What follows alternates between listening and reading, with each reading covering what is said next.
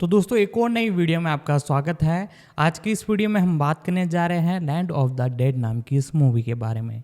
दोस्तों इसे कई जगह रिलीज़ किया गया है और अब इसे फाइनली इंडिया के अंदर भी रिलीज़ कर दिया गया है। और इसके एक तरह से रेटिंग के बारे में बात की जाए तो IMDb पर इसकी जो रेटिंग है अभी 10 में से 6.5 की है। साथ ही साथ इसी के साथ रेड टमेटोज़ ने इसकी 61% रेटिंग दी है। साथ ही साथ मैं आपको बताऊँ टाइम्स ऑफ इंडिया ने इसे 5 में से 3 की रेटिंग दी है, यानी बढ़िया रेटिंग इस मूवी की हमें देखने को मिल रही है। ये 2024 में हमें देखने को मिली और कई जगह 2023 में भी ये रिलीज़ हो चुकी हैं। इंडिया में मेन बेस 2024 में रिलीज़ हुई थी। तो आज हम इसी मूवी के बारे में आपको सारी कुछ जानकारी देने वाले हैं। तो आप हमारे इस चैनल पर नए हो तो चैनल को सब्सक्राइब कर ले, बेल आइकन दबाकर इसे ऑल पर सेट कर ले ताकि हमारी जितनी भी अपकमिंग वीडियो जो है वो आप तक पहुँचती रहे। तो दोस्तों इसके बारे में अब हम जानना चालू करते हैं। लैंड ऑफ बैड एक 2024 अमेरिकी एक्शन थ्रिलर फिल्म है जो विलियम यूबैंक द्वारा निर्देशित है, जिन्होंने डेविड फ्रिगेरियो के साथ पटकथा लिखी है। फिल्म में Liam Hemsworth, Russell Crowe, Luke Hemsworth, Ricky whittle और मिलो वेंटिमिग्लिया शामिल हैं। लैंड ऑफ बैड को 16 फरवरी 2024 को नाटकीय रूप से रिलीज किया गया था। परिसर: कैप्टन एडी रीपर ग्रिम, एक अमेरिकी वायुसेना ड्रोन पायलट, दक्षिणी फिलीपींस में जमीन पर अमेरिकी सेना डेल्टा फोर्स टीम को जनरल एटॉमिक्स MQ-9 रीपर से हवाई सहायता प्रदान करता है। 6-1 दुर्घटना के बाद सार्जेंट JJ प्लेबॉय किन्नी, एक युवा वायुसेना TACP अधिकारी जो JTAC के रूप में ड्रोन टीम से जुड़ा हुआ था, खुद को एक निष्कर्षण टीम का हिस्सा पाता है जो केवल रीपर के रिमोट एयर समर्थन पर निर्भर है।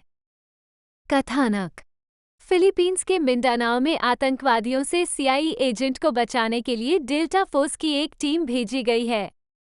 6.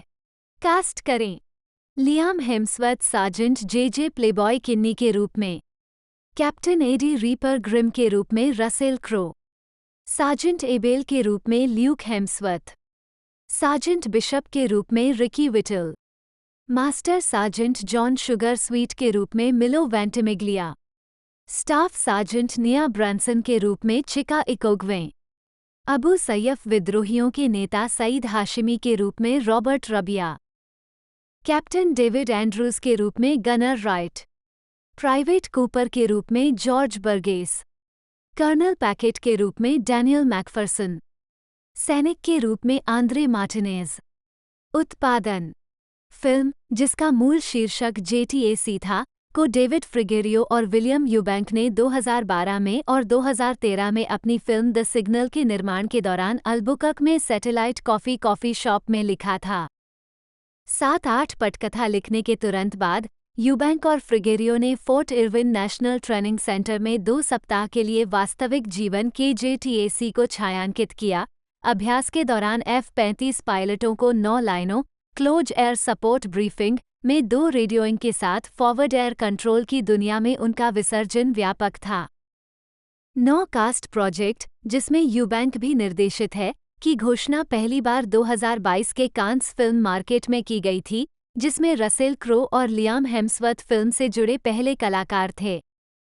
10 सितंबर 2022 में अतिरिक्त कास्टिंग घोषणाओं में Milo Ventimiglia, Luke Hemsworth, Ricky Whittle, Daniel MacPherson, Chika Ikogwe, 11 और रॉबर्ट रबिया को शामिल किया गया।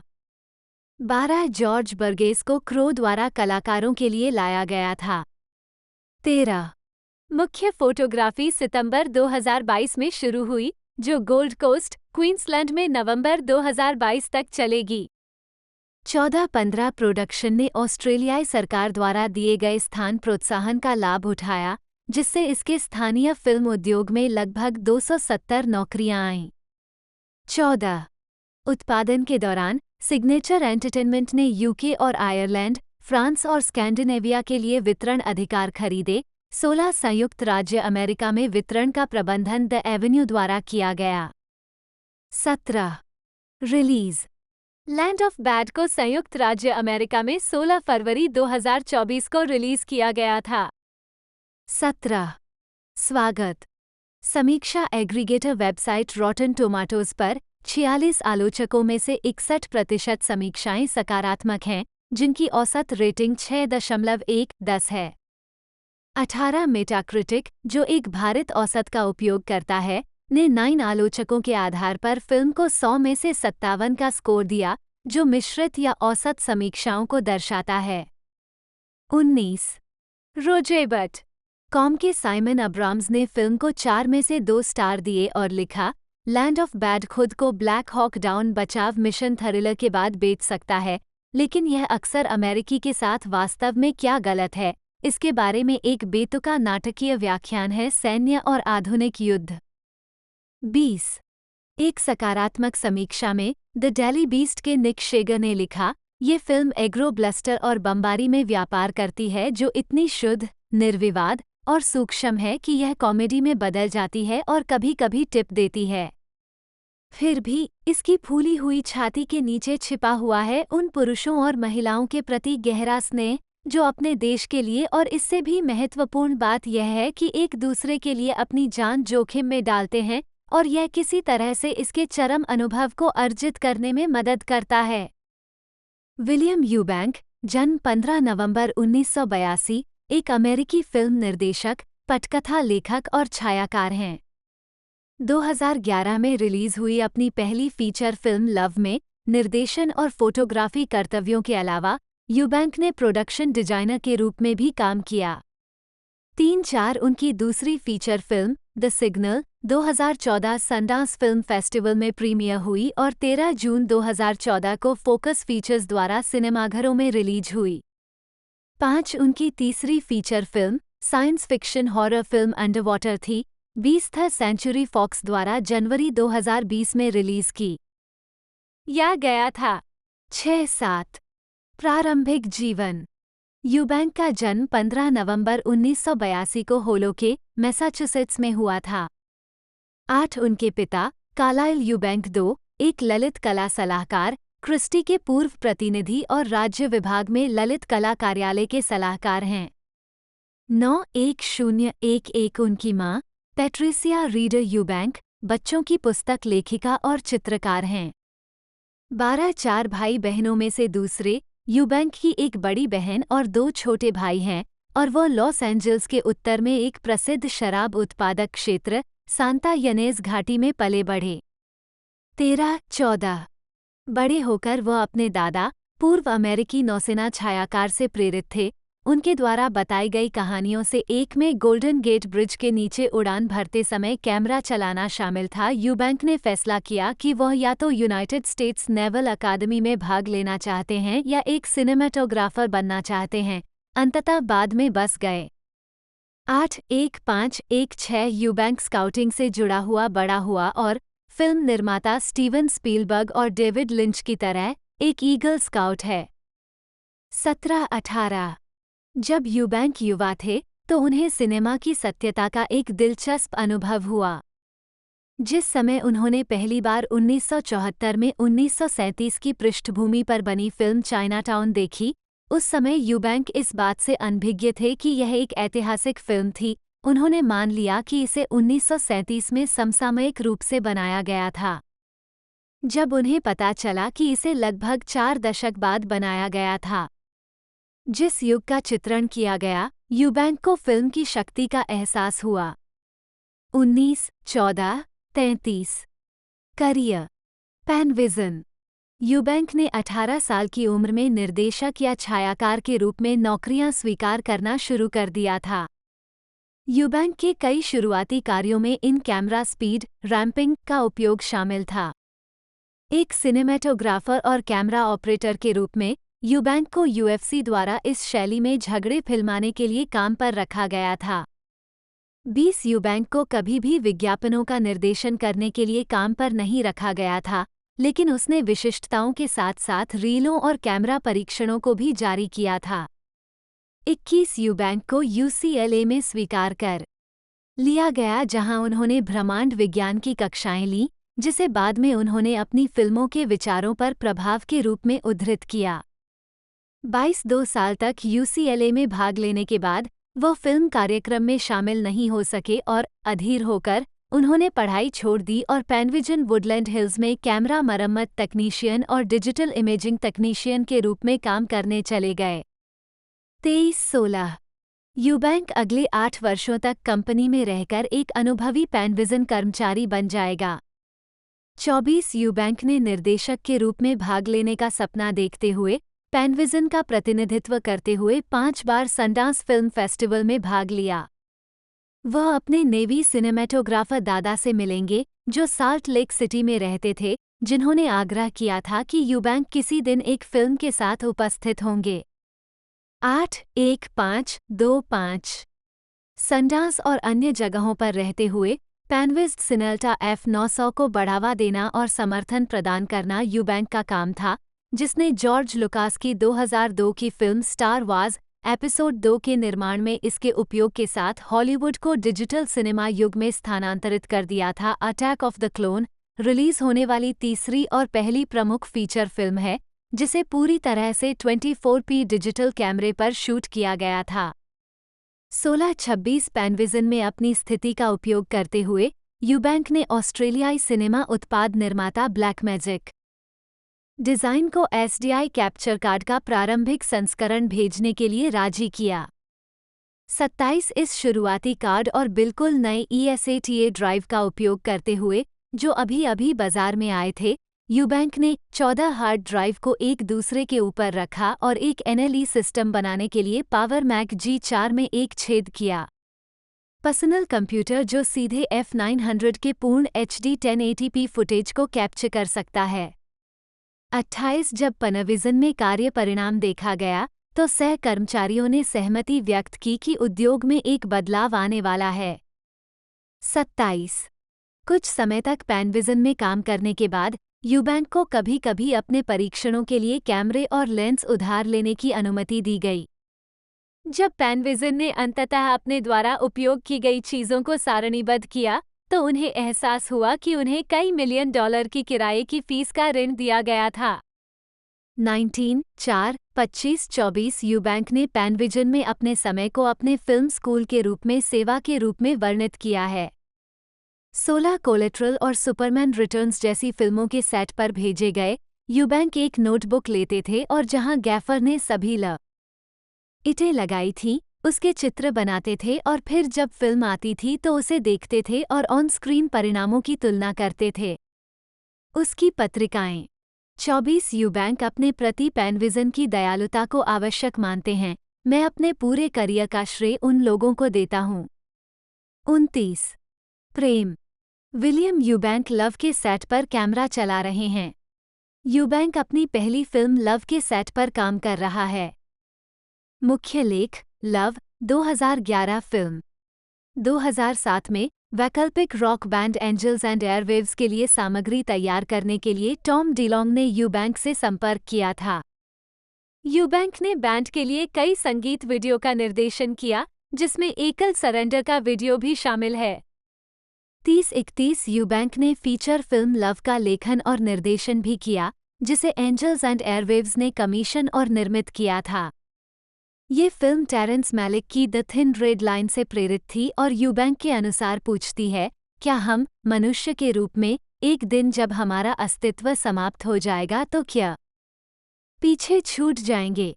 32 साइट एंड साउंड ने दावा किया कि फिल्म में मानव मन और उससे परे की हर चीज, अन्य दिमाग, भगवान, ब्रह्मांड के बीच संबंध के बारे में चिंता दिखाई गई है और कहा कि फिल्म का अंत एक रूपक के रूप में कार्य कर सकता है अन्यता के साथ व्यक्ति के इंटरफेस के लिए। 4 यूबैंक ने फिल्म पर काम करते हुए 4 साल बिताए, फिल्म के प्रोडक्शन डिजाइनर के रूप में काम किया और 9 महीने के दौरान अपने माता पिता के पिछवाड़े में फिल्म के लिए अंतर्राष्ट्रीय अंतरिक्ष स्टेशन और नागरिक युद्ध के मैदान दोनों का निर्माण किया।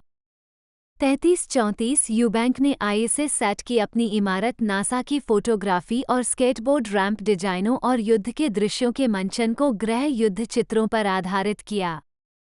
32-35 मौसम और मेढकों तथा उसके परिवार के पड़ोसी द्वारा चरस निकालने की मशीन चलाने की आवाज़ों के कारण फिल्मांकन बार-बार बाधित होता था। 2 फरवरी 2011 को फिल्म का premiere Santa Barbara International Film Festival में हुआ। बाद में इसे एथेंस इंटरनेशनल फिल्म फेस्टिवल सहित दुनिया भर के 11 अन्य समारोहों में प्रदर्शित किया गया, जहां यूबैंक ने सर्वश्रेष्ठ निर्देशक का पुरस्कार जीता। 10 अगस्त 2011 को नेशनल सिनेमीडिया ने फिल्म रिलीज की। सिग्नल। मुख्य लेख द सिग्नल 2014 फिल्म। जबकि लव का संपादन अभी भी चल रहा था, यूबैंक ने दूसरी पटकथा द सिग्नल लिखना शुरू कर दिया। उन्होंने साथ ही पटकथा लेखक डेविड फ्रिगेरियो और उनके भाई कार्लाइल यूबैंक के साथ स्क्रिप्ट पर सहयोग किया। 36 एक साक्षात्कार में यूबैंक ने परियोजना के लिए अपने पहले विचारों का वर्णन किया। मैं द ट्वाइलाइट जोन का बहुत बड़ा प्रशंसक हूँ। रॉड सर्लिंग एक कहानीकार के रूप में क्या करते थे और मैं हमेशा उनमें से एक करना चाहता था, एक अमूर्तता और विचित्रता वाली कहानी जो आपको ये कहने पर मजबूर कर देती है, आखिर क्या हो रहा है। मैं एक व्यक्ति के एक विशिष्ट और चरम स्थिति में फंसने की अवधारणा के बारे में सोच रहा था, जिसकी वास्तविक प्रकृति को इस व्यक्ति को उजागर करना होगा। 25 उत्पादन शुरू होने से पहले यूबैंक ने 2013 रीजेंसी फिल्म ब्रोकन सिटी पर दूसरी इकाई के निदेशक के रूप में काम किया। इसके तुरंत बाद द सिग्नल को निर्माता मिल गए। इंसिडियस के ब्रायन कवानुग जोन्स और टेक शेल्टर के टायलर डेविडसन और उत्पादन शुरू हो सका। यूबैंक ने फिल्म के लिए अपनी मुख्य प्रेरणा फिल्म निर्माता स्टैनली कुब्रिक और डेविड लिंच को बताया और यह भी कहा कि विषयगत रूप से पाई, मून और क्यूब फिल्में उनके दिमाग में थीं। 25 उनकी दृश्य प्रेरणा spaghetti western, man on fire और हैना से ली गई थी। 21 यूबैंक ने फिल्म को 2:39 एक नाटकीय एनामॉर्फिक प्रारूप में शूट करने का निर्णय लेते हुए कहा, कोई अन्य अनुपात आपको सीधे अभिनेता की आंखों में देखने की अनुमति नहीं देता है, प्रदर्शन भड़क सकता है। 25 जब फिल्म की गति, पैमाने और लय की बात आई, तो यूबैंक ने फिल्म को छोटा और फिर अचानक बड़ा बनाने के लक्ष्य के साथ शुरुआत की, ये समझाते हुए, मैं चाहता था कि शुरुआत सुपर फ्री और एक रोड मूवी की तरह हो और एक अजीब तरीके से छोटा, ताकि उस समय तक मैं भावनात्मक रूप से और तकनीकी रूप से चीज़ों को तेज करने जा रहा था। ये वास्तव में धीरे धीरे जलने वाला था जब तक कि यह उस तरह के पटाखे के अंत तक नहीं पहुंच गया। मुझे लगता है कि वह किसी फिल्म के भीतर विरोधाभास का स्तर दिलचस्प है। यह कोई ऐसी चीज नहीं है जिसे मैं वास्तव में उतना देखता हूँ। 37 उन्होंने और फोटोग्राफी के निदेशक डेविड लेंजनबर्ग ने डिजिटल तीव्रता को कम करने के लिए पूरे समय के लिए लोकोन फिल्टर को चालू रखने का फैसला किया।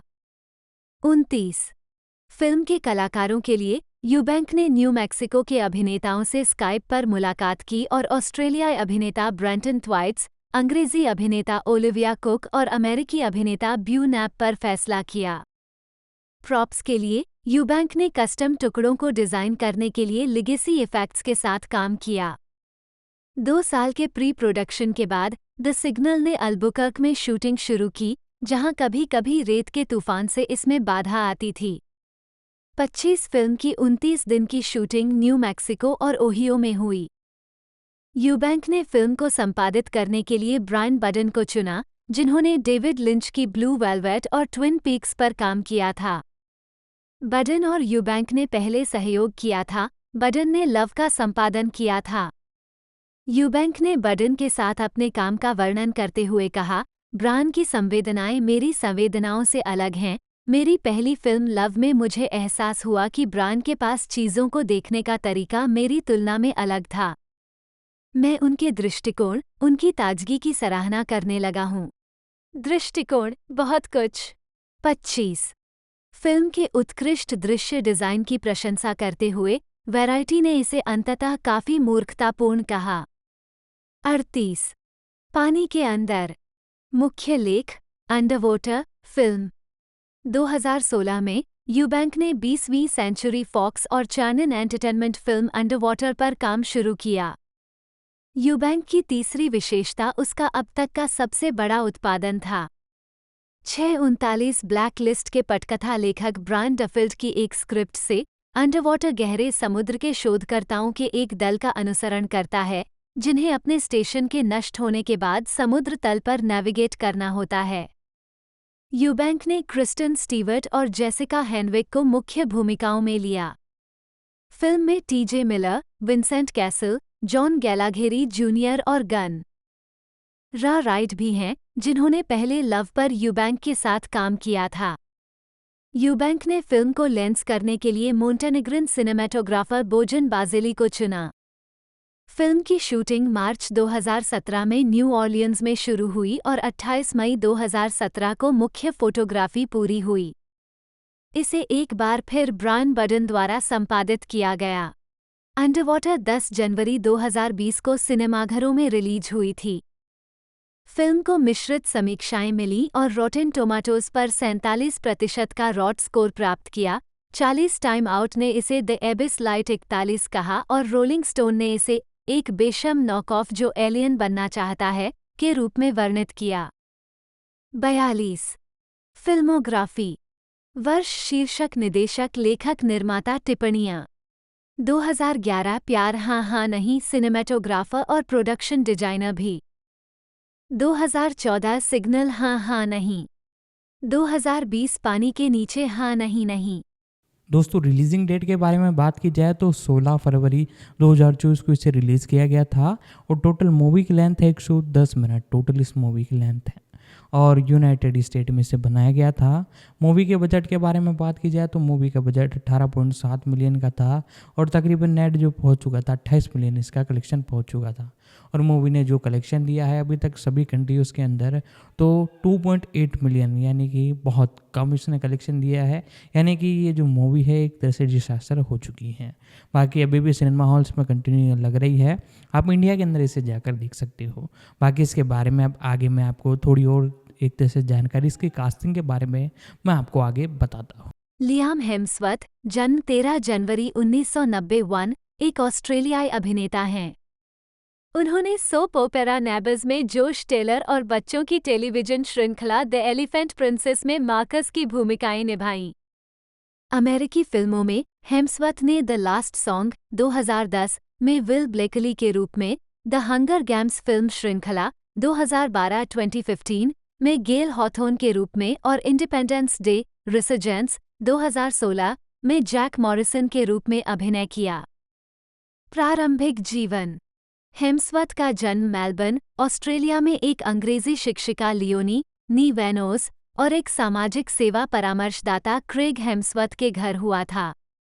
2, 3, 4 उनके दो बड़े भाई क्रिस हेम्सवर्थ और ल्यूक हेम्सवर्थ हैं, जो अभिनेता भी हैं।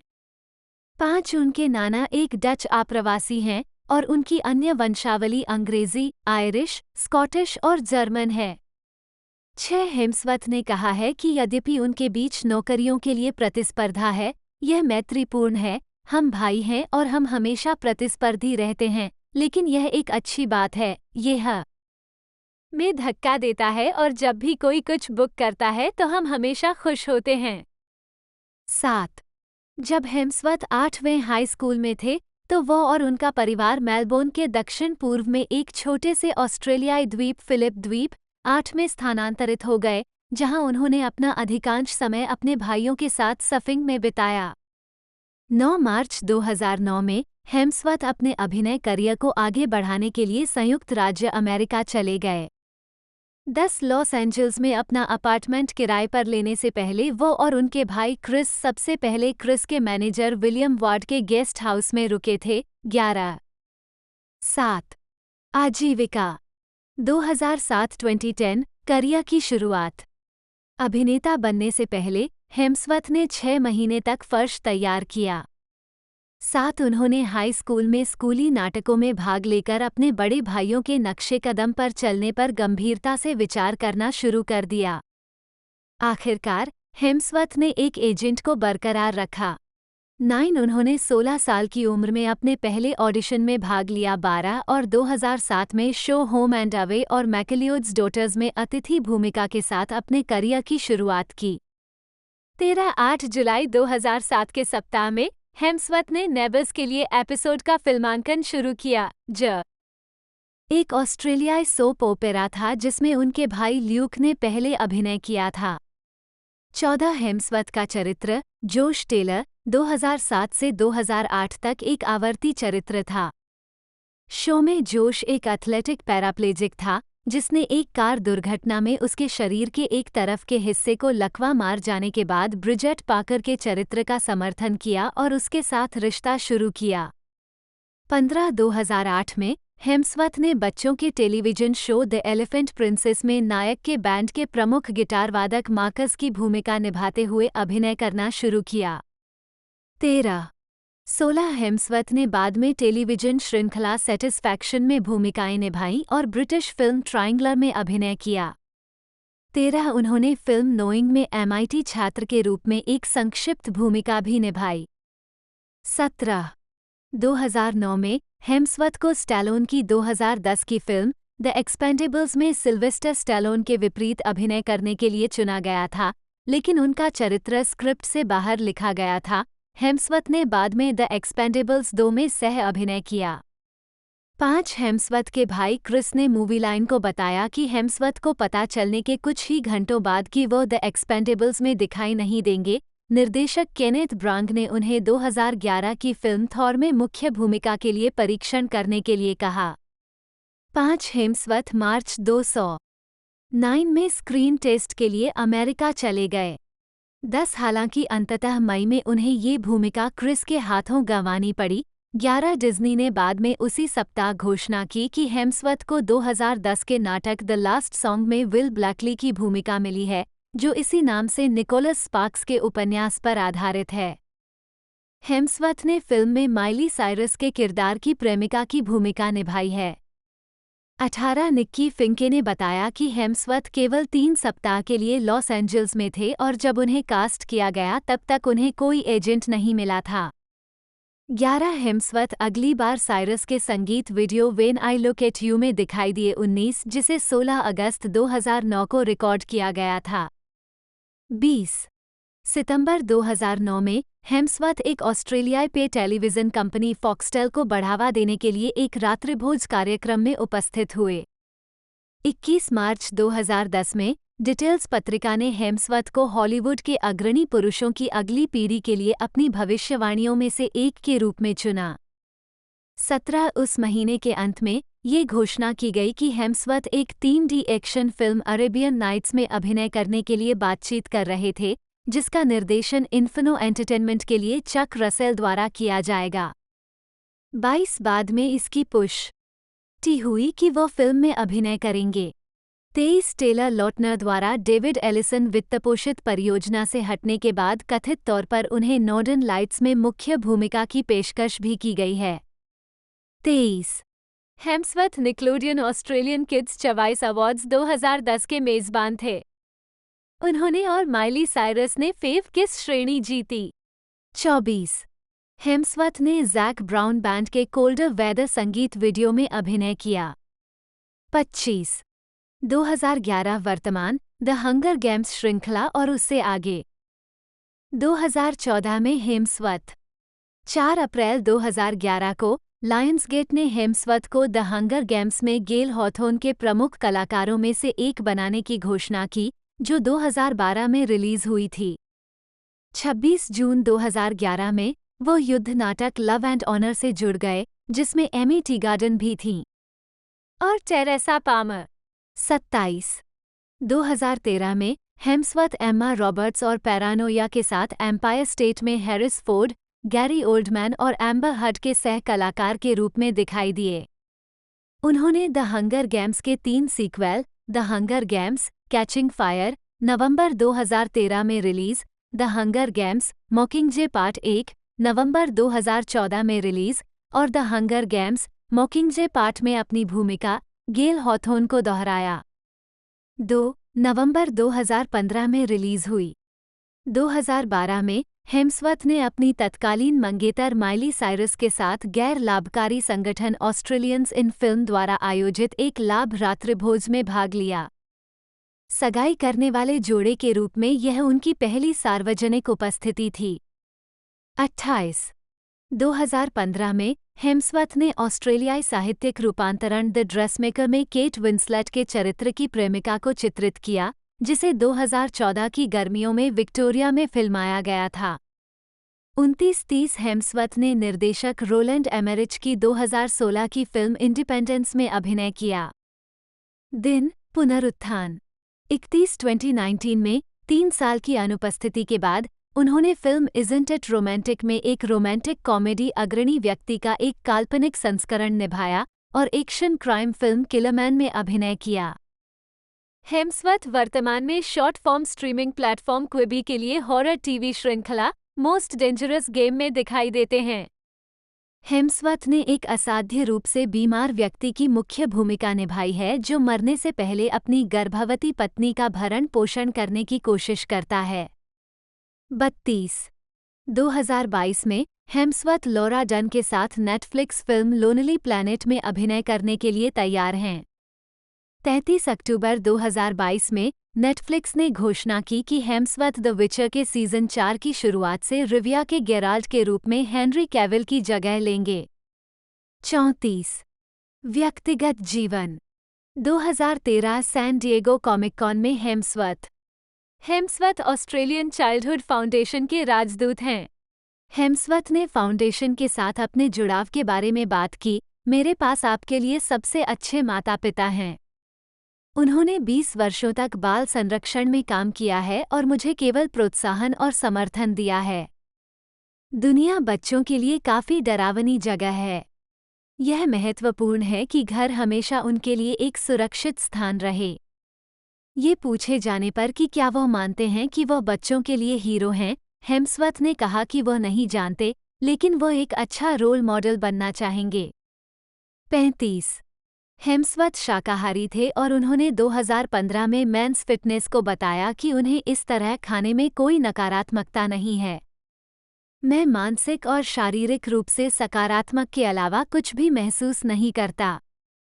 2020 में गुर्दे की पथरी के लिए अस्पताल में भर्ती होने के बाद उन्होंने मेंस हेल्थ को बताया कि उन्हें पूरी तरह से पुनर्विचार करना होगा कि वह अपने शरीर में क्या डाल रहे थे।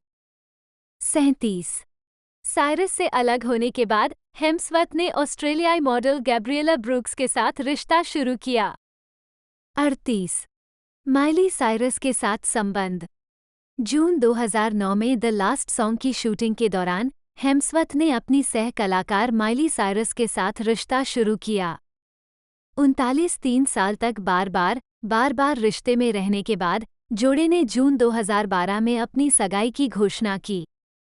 40 वे लॉस एंजल्स में एक साथ रहते थे। 41 लेकिन सितंबर 2013 में उनकी सगाई खत्म हो गई।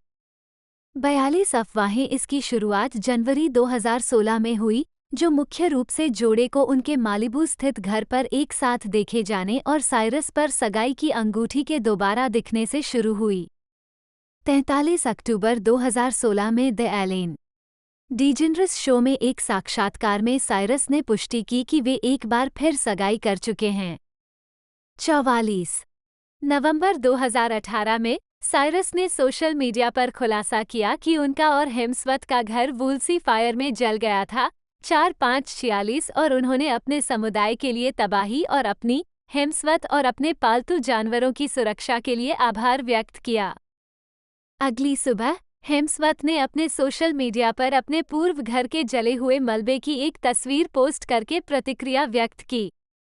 4/7/48/49 अपने पोस्ट में उन्होंने अपने समुदाय के निवासियों की प्रशंसा की कि कैसे वे आग के परिणामों से निपटने में एकजुट हुए और अपने अनुयायियों को मालिबू फाउंडेशन को अपना समय, धन और संसाधन दान करने के लिए प्रोत्साहित किया। वुल्सी आग के मद्देनज़र स्थापित एक गैर लाभकारी संस्था और उसके मंगेतर के स्वयं के गैर लाभकारी संगठन हैप्पी हिप्पी फाउंडेशन को उसके बाद मदद में योगदान देने के लिए 13 नवंबर 2018 को हेम्सवर्थ और साइरस ने साइरस के फाउंडेशन के माध्यम से द मालिबू फाउंडेशन को संयुक्त रूप से $5 लाख का दान दिया। 50 हेम्सवर्थ और साइरस ने 23 दिसंबर 2018 को नैशविले, टेनेसी में अपने घर पर शादी की। 10 अगस्त 2019 को साइरस ने अपने अलग होने की घोषणा की। 11 दिन बाद हेम्सवर्थ ने असंगत मतभेदों का हवाला देते हुए तलाक के लिए अर्जी दी। 28 जनवरी 2020 को ये घोषणा की गई कि उनके तलाक को अंतिम रूप दे दिया गया है।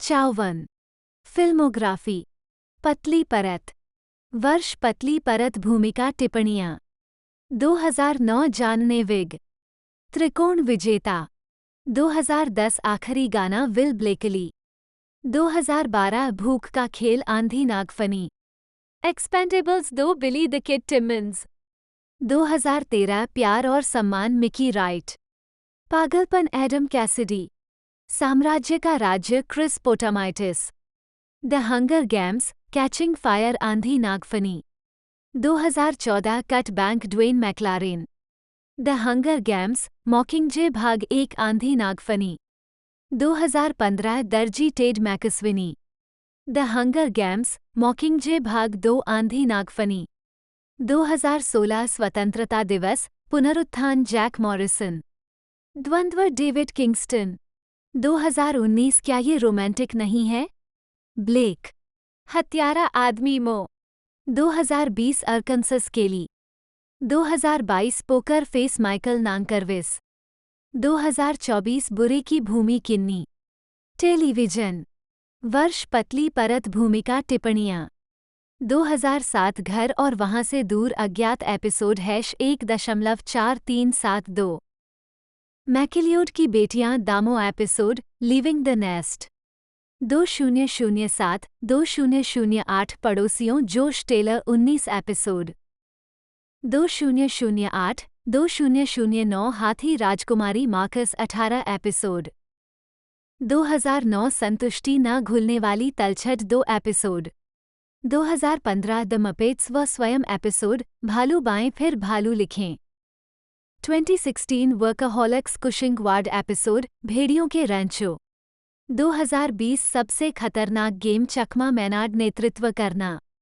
टीबीए जादूगर रिविया का गेराल्ट नेतृत्व करना सीजन 4 6 को दक्षिण सिडनी क्लब के मतदान सदस्यों ने 75.8% बहुमत में क्रो और व्यवसायी पीटर होम्स कोर्ट को संगठन का 75% खरीदने की अनुमति देने के लिए मतदान किया, जिससे 25% स्वामित्व सदस्यों के पास रह गया।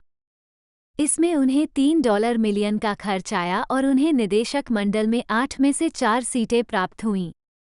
2007 में ऑस्ट्रेलिया में अधिग्रहण को दर्शाने वाली साउथ साइड स्टोरी नामक 6 भाग वाली टेलीविजन लघु श्रृंखला प्रसारित हुई। 5 नवंबर 2006 को crow the tonight show with J लेनो में ये घोषणा करने के लिए उपस्थित हुए कि फाइव इंटरनेशनल $3 मिलियन में साउथ सिडनी रैबिटो को प्रायोजित कर रहा है। 3 वर्षों से अधिक 71 टुनाइट शो विद जे लेनो की उपस्थिति के दौरान क्रो ने दर्शकों को एक रैबिटो जर्सी दिखाई जिस पर फायरपावर का नाम लिखा हुआ था। 72 क्रो ने एक रग्बी लीग खेल आयोजित करने में मदद की जो 26 जनवरी 2008 ऑस्ट्रेलिया दिवस को दक्षिण सिडनी रैबिटो और 2007 सुपर लीग ग्रैंड फाइनल विजेता लीड्स राइनोज के बीच फ्लोरिडा के जैक्सनविले में उत्तरी फ्लोरिडा विश्वविद्यालय में हुआ था। क्रो ने ITV लोकल यॉर्कशायर को बताया कि खेल कोई विपणन अभ्यास नहीं था। 2009 NRL सीजन के अंत में दक्षिण सिडनी के कोच जेसन टेलर और उनके एक खिलाड़ी डेविड फेलोगो के बीच नशे में हुई बहस के बाद उन्हें बर्खास्त करने के बाद क्रो ने सिडनी के एक अखबार को माफी का पत्र लिखा। 74 इसके अलावा 2009 में क्रो ने बर्गेस और उसकी मां को रॉबिन हुड के सेट पर आमंत्रित करने के बाद इंग्लैंड के युवा अंतर्राष्ट्रीय फॉरवर्ड सैम बर्गेस को अन्य क्लबों की तुलना में रैबिटो के साथ हस्ताक्षर करने के लिए राजी किया, जो उनके हस्ताक्षर के लिए प्रतिस्पर्धा कर रहे थे, जिसका वह ब्रिटेन में फिल्मांकन कर रहे थे। समय 75 क्रो के प्रभाव ने प्रसिद्ध खिलाड़ी ग्रेग इंग्लिस को ब्रिस्बेन ब्रोंकोस में शामिल होने और 2011 के लिए रैबिटो के साथ हस्ताक्षर करने के लिए अपने सौदे से पीछे हटने के लिए राजी करने में मदद की। 76 2010 में NRL चैनल सहित कई मीडिया और मनोरंजन कंपनियों के साथ क्रो के व्यापारिक संबंधों की जांच कर रहा था। साउथ सिडनी रैबिटो की वेतन सीमा के संबंध में 9, चैनल 7, एंजेड स्टेडियम और V8 सुपरकार। 77 2011 में साउथर्न ने सट्टेबाजी समूह लक्सबेट के साथ एक कॉर्पोरेट साझेदारी की भी घोषणा की। 78 इससे पहले क्रो रैबिटो के साथ जुड़े जुए को रोकने की कोशिश में प्रमुख थे। 79 मई 2011 में क्रो ने एनआरएल ग्रैंड फाइनल के अलावा फॉक्स द्वारा संयुक्त राज्य अमेरिका में पहली बार 2011 स्टेट ऑफ ओरिजिन सीरीज का सीधा प्रसारण करने की व्यवस्था करने में मदद की। 80 नवंबर 2012 में साउथ सिडनी रैबिटोज ने पुष्टि की कि रसेल क्रो क्लब में अपनी 37.5% हिस्सेदारी बेच रहे थे। 3 मार्च 2013 को रैबिटोज की वार्षिक आम बैठक में अध्यक्ष निक पप्पस ने दावा किया कि क्रो अल्प से मध्यम अवधि में अपनी शेयरधारिता नहीं बेचेंगे और इस स्तर पर बेचने का उनका कोई इरादा नहीं है। 82 क्रो 2013 डेली एम अवार्ड्स 83 में अतिथि प्रस्तुतकर्ता थे और उन्होंने विजेता कूपर क्रोनक को प्रतिष्ठित डेली एम मेडल प्रदान किया। 84 रसेल 2014 एनआरएल ग्रैंड फाइनल में मौजूद थे जब रैबिटोज ने 43 वर्षों में पहली बार एनआरएल प्रीमियरशिप जीती थी। 85 अन्य खेल रुचियां। उनके 2 चचेरे भाई मार्टिन क्रो और जेफ क्रो न्यूजीलैंड की राष्ट्रीय क्रिकेट टीम की कप्तानी कर चुके हैं। 86 क्रो क्रिकेट देखते और खेलते हैं और उन्होंने हॉलीवुड एशेज क्रिकेट मैच में अंग्रेजी टीम के खिलाफ स्टीव वॉ वाली ऑस्ट्रेलियाई टीम की कप्तानी की। 17 जुलाई 2009 को इंग्लैंड और ऑस्ट्रेलिया के बीच 2009 एशेज श्रृंखला के दूसरे टेस्ट के दौरान crow British sports channel sky sports के कमेंट्री बॉक्स में तीसरे आदमी के रूप में आए। 88 crow New Zealand all blacks rugby team के प्रशंसक हैं। 89 वो लॉर्ड कैर के मित्र हैं जो मिशिगन विश्वविद्यालय की वुल्वरिन्स अमेरिकी फुटबॉल टीम के पूर्व कोच हैं और कैर ने पिछले वर्ष 7-5 सीजन के बाद अपनी 2006 की टीम को प्रेरित करने के लिए क्रो की फिल्म सिंड्रेला मैन का उपयोग किया था।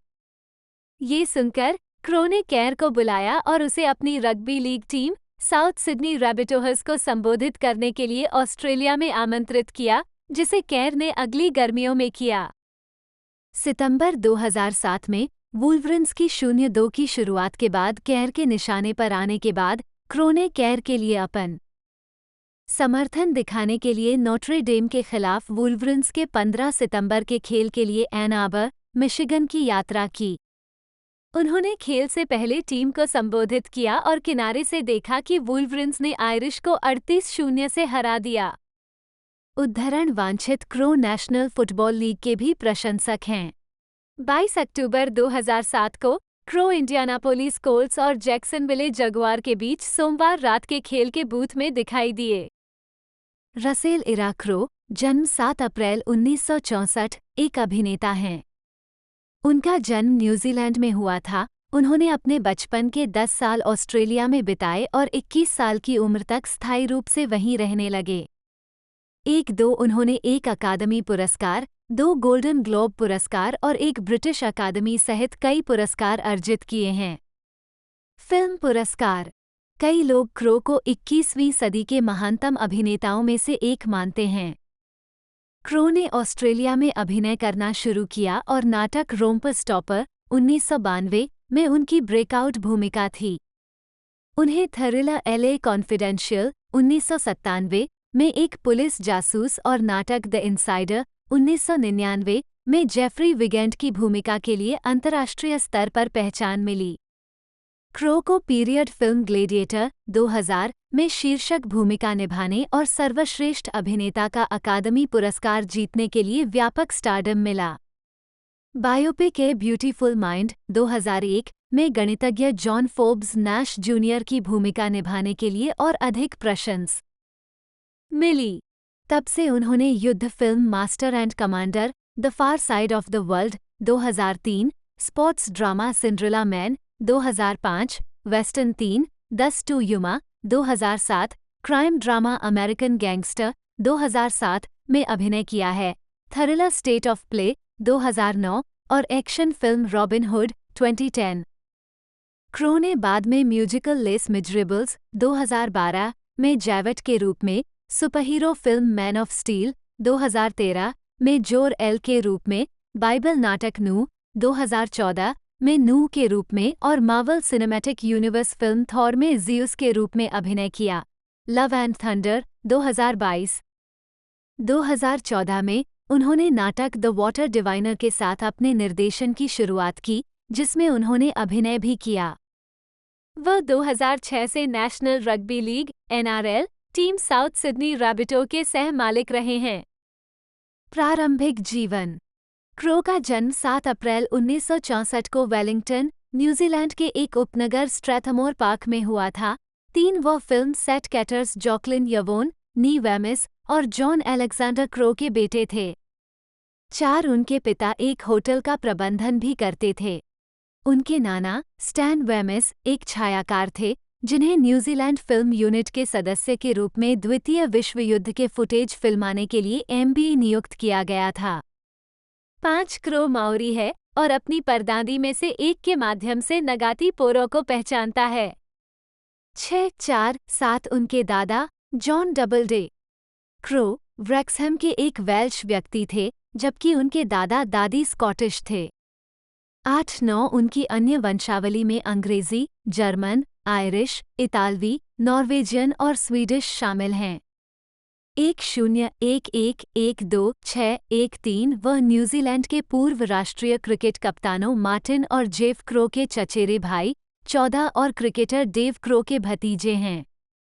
15 अपनी दादी के माध्यम से वह साइमन फ्रेजर का प्रत्यक्ष वंशज है, जो ब्रिटेन में सिर कलम किए जाने वाले अंतिम व्यक्ति थे। 16 जब क्रो 4 साल के थे, तब उनका परिवार ऑस्ट्रेलिया चला गया और सिडनी में बस गया, जहां उनके माता पिता ने फिल्म सेट कैटरिंग में अपना करियर बनाया। 4 उनकी मां के गॉडफादर ऑस्ट्रेलियाई टीवी श्रृंखला स्पाइफोर्स के निर्माता थे और क्रो को 5 या 6 साल की उम्र में श्रृंखला के एक एपिसोड में श्रृंखला के स्टार जैक थॉम्पसन के विपरीत संवाद के लिए काम पर रखा गया था। 17 बाद में 1994 में Thompson the Sum of Us में क्रो के समलैंगिक चरित्र के सहायक पिता की भूमिका निभाएंगे। 18-19 क्रो कुछ समय के लिए धारावा हिग द यंग डॉक्टर्स में भी दिखाई दिए। ऑस्ट्रेलिया में उनकी शिक्षा वॉकलूज पब्लिक स्कूल और सिडनी बॉयज हाई स्कूल में हुई। इससे पहले कि 1978 में उनका परिवार न्यूजीलैंड वापस चला गया, जब वह 14 वर्ष के थे। उन्होंने अपने चचेरे भाई और भाई टेरी के साथ ऑकलैंड ग्रामर स्कूल में अपनी माध्यमिक शिक्षा जारी रखी और अपनी अभिनय महत्वाकांक्षाओं को आगे बढ़ाने के लिए 16 साल की उम्र में स्कूल छोड़ने से पहले माउंट रोस्किल ग्रामर स्कूल में दाखिला लिया। 20 अभिनय करियर। न्यूजीलैंड 1981 में रस ले रोक के रूप में क्रो की एक प्रचार तस्वीर। अपने अच्छे दोस्त टॉम शापलिन के मार्गदर्शन में क्रो ने 1980 के दशक की शुरुआत में रस ले रोक नाम के मंच के तहत एक संगीतकार के रूप में अपना अभिनय करियर शुरू किया। उन्होंने कई न्यूजीलैंड एकल रिलीज किए, जिनमें I just wanna be like Marlon Brando, 21 पियर 13 और शैटर्ड ग्लास शामिल हैं, जिनमें से कोई भी चार्ट में शामिल नहीं हुआ। 22 उन्होंने 1984 में द वेन्यू नामक ऑकलैंड संगीत स्थल का प्रबंधन किया।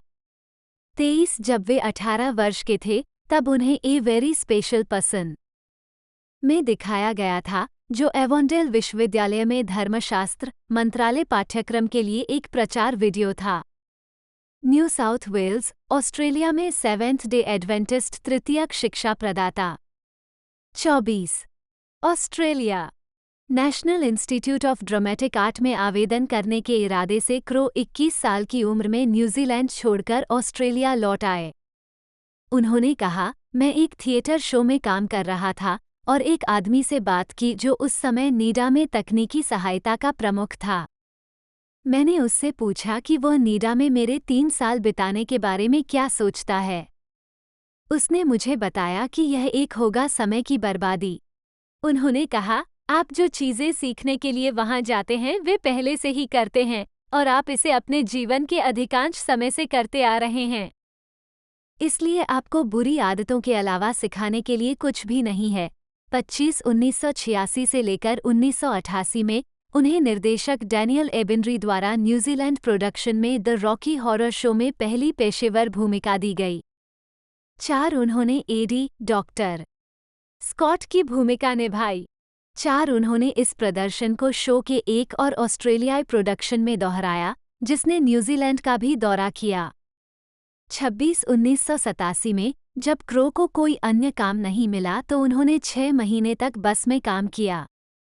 27 1988 में ऑस्ट्रेलियाई प्रोडक्शन ब्लड ब्रदर्स में क्रो ने मिकी की भूमिका निभाई। 28 1989 में stage musical bad boy Johnny and the prophets of doom में जॉनी की भूमिका के लिए उन्हें डैनियल अबिनरी द्वारा फिर से कास्ट किया गया। 29 टीवी श्रृंखला neighbours and living with the law में दिखाई देने के बाद क्रो को फेथ मार्टिन द्वारा उनकी पहली फिल्म द क्रॉसिंग 1990 में लिया गया, जो जॉर्ज ओगिल्वी द्वारा निर्देशित एक छोटे शहर का प्रेम त्रिकोण था। निर्माण शुरू होने से पहले ओगिल्वी की एक फिल्म छात्र शिष्य स्टीव वालिस ने क्रो को 1990 की फिल्म ब्लड ओथ उर्फ प्रिजनर्स ऑफ द सन के लिए काम पर रखा था, जो द क्रॉसिंग से 1 महीने पहले रिलीज हुई थी, हालांकि वास्तव में इसे बाद में फिल्माया गया था।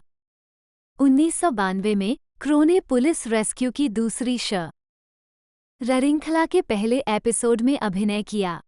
इसके अलावा 1992 में क्रो ने रोम्पर स्टॉपर में अभिनय किया, जो एक ऑस्ट्रेलियाई फिल्म थी जो ब्लू कॉलर उपनगरीय मेलबोर्न में एक नस्लवादी स्किनहेड समूह के कारनामों और पतन पर आधारित थी, जो जेफरी राइट द्वारा निर्देशित और जैकलिन मैकेंजी की सह कलाकार थी।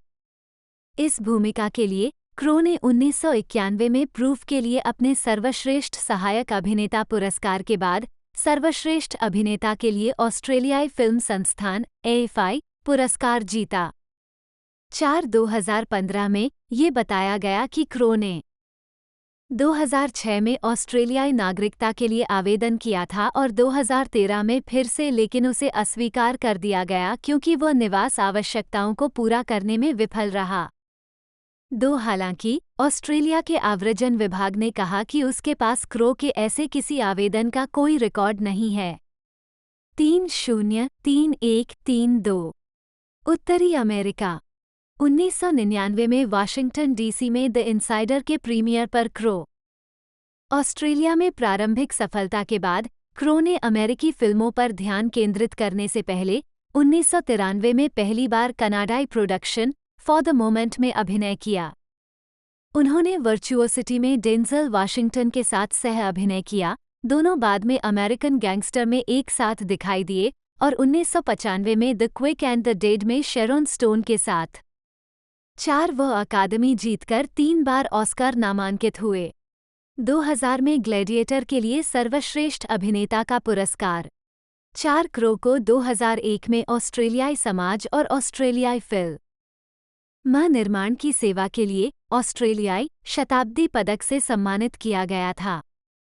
33 क्रो को द इनसाइडर, ग्लैडिएटर और ए ब्यूटीफुल माइंड के लिए लगातार 3 सर्वश्रेष्ठ अभिनेता का ऑस्कर नामांकन मिला।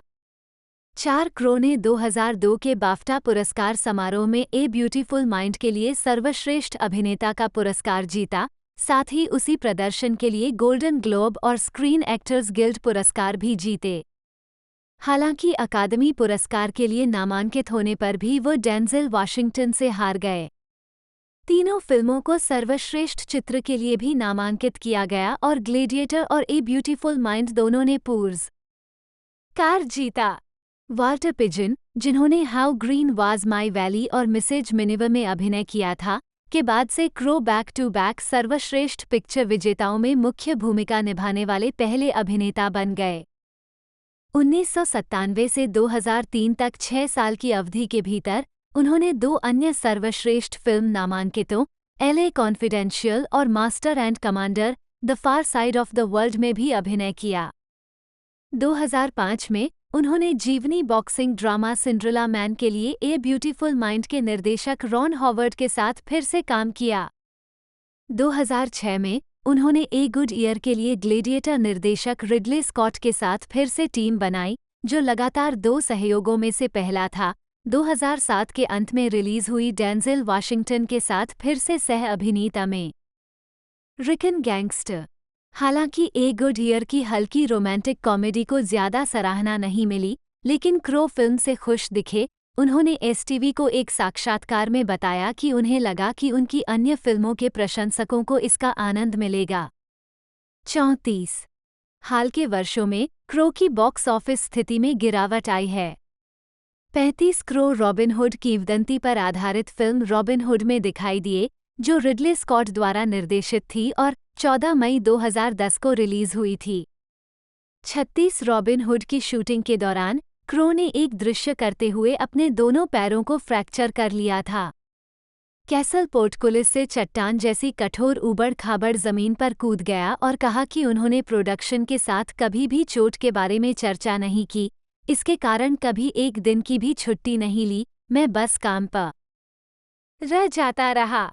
37 क्रो ने 2010 में पॉल हेगिस की फिल्म द नेक्स्ट 30 डेज में अभिनय किया, जो 2008 की फ्रांसीसी फिल्म पॉर एले का रूपांतरण थी। 38 अभिनय से 1 साल दूर रहने के बाद क्रो ने आरजेडे के विपरीत the man with the iron फिस्ट्स में जैकनाइफ की भूमिका निभाई। उन्होंने लेस मिजरेबल्स 2012 की म्यूजिकल फिल्म में जैवेट की भूमिका निभाई। 39 और क्रिस्टोफर नोलन द्वारा निर्मित फिल्म मैन ऑफ स्टील में सुपरमैन के जैविक पिता जोर-एल की भूमिका निभाई, जो गर्मियों में रिलीज हुई थी। 2014 में उन्होंने मार्क हेल्प्रिन के 1983 के उपन्यास विंटर्स टेल के फिल्म रूपांतरण में एक गैंगस्टर की भूमिका निभाई और डैरेन एरोनोफ्स्की की फिल्म नोआ में शीर्षक भूमिका निभाई। 40 जून 2013 में क्रो ने एक ऐतिहासिक drama film the water diviner के साथ अपने निर्देशन की शुरुआत करने के लिए हस्ताक्षर किए, जिसमें उन्होंने जैकलिन मैकेंजी, ओल्गा कुरिलेंको, जय कर्टनी के साथ अभिनय किया। 41 वर्ष 1919 की पृष्ठभूमि पर बनी इस फिल्म का निर्माण ट्रॉय लूम, एंड्रू मेसन और कीथ रॉजर ने किया था। 42 द ममी 17 में क्रो की प्रमुख भूमिका थी। क्रो ने मार्वल सिनेमैटिक यूनिवर्स की film Thor love and thunder में ज़्यूस की भूमिका निभाई, जो 8 जुलाई 2022 को रिलीज हुई थी। 43 उन्होंने प्रसिद्ध ओझा फादर की भूमिका निभाई है।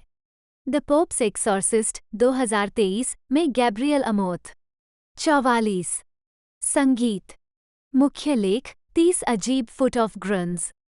सेंट जॉन्स, न्यूफाउंडलैंड और लेब्राडोर, कनाडा में ओ रेली पब में एक ओपन माइक नाइट में क्रो गायन 13 जून 2005। 1980 के दशक में क्रो ने रस ले रोक के नाम से I want to be like Marlon Brando शीर्षक से एक गाना रिकॉर्ड किया। 45 1980 के दशक में क्रो और मित्र बिली डीन कोचरन ने एक बैंड रोमन एंटिक्स का गठन किया, जो बाद में ऑस्ट्रेलियाई rock band 30 Odd Foot of Grunge, संक्षिप्त रूप से TOFOG, में विकसित हुआ। क्रो ने 1992 में गठित बैंड के लिए मुख्य गायन और गिटार प्रस्तुत किया। बैंड ने 1995 में द फोटोग्राफ किल्स EP जारी किया, साथ ही 3 पूर्ण लंबाई रिकॉर्ड गैसलाइट 1998, बास्टर्ड लाइफ या क्लैरिटी 2001 और अन्य तरीके भी जारी किए। बोलना 2003। 2000 में TOFOG ने लंदन, लॉस एंजल्स और ऑस्टिन, टेक्सास में शो किए। 2001 में बैंड ने Austin, Boulder, Chicago, Portland, San Francisco, Hollywood, Philadelphia, New York शहर में तारीखों के साथ अमेरिका का दौरा किया और न्यू जर्सी के असब्री पार्क में द स्टोन पोनी में आखिरी शो किया। 2005 की शुरुआत में एक समूह के रूप में 30 ऑड फुट ऑफ ग्रंज विकसित हो गया था और क्रो को लगा कि उनका भविष्य का संगीत एक नई दिशा लेगा। उन्होंने कनाडाई बैंड ग्रेट बिग सी के एलन डॉयल के साथ सहयोग शुरू किया और इसके साथ एक नया बैंड उभरा, the ordinary fear of God, जिसमें पिछले TOFOG लाइनअप के कुछ सदस्य भी शामिल थे। अप्रैल 2005 में एक नया एकल रेविन जारी किया गया और माई हैंड माई हॉट नामक एक एल्बम जारी किया गया।